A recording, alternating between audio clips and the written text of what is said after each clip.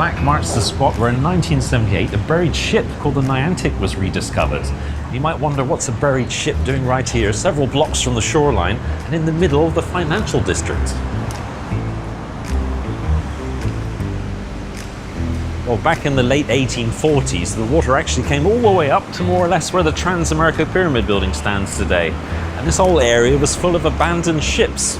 And over the years, these ships were buried in as they reclaimed the land and extended the shoreline down to its present-day location. If you visit the Maritime Museum near Fisherman's Wharf, you can see a section of the Niantic's hull, and that was recovered when they did excavations in this area. So why were all these ships abandoned here? Well, that we can find out at the next one, the General Harrison. It's just a block over this way.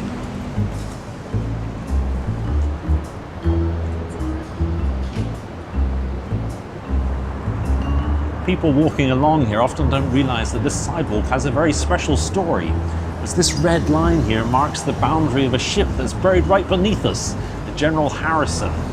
If we have a look at this black area here, that's the inside of the ship, we can see a lot of details of the items that were discovered on board, like these little nails and screws here.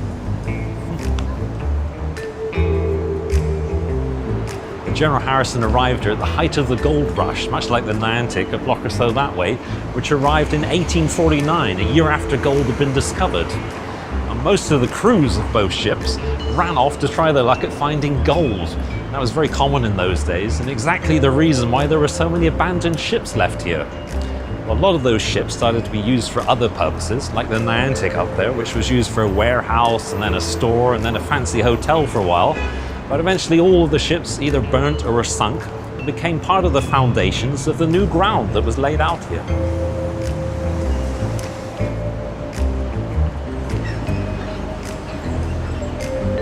This recreation of little wooden mooring posts here is a reminder back to the 1800s when the shoreline down there was stretched right up behind me.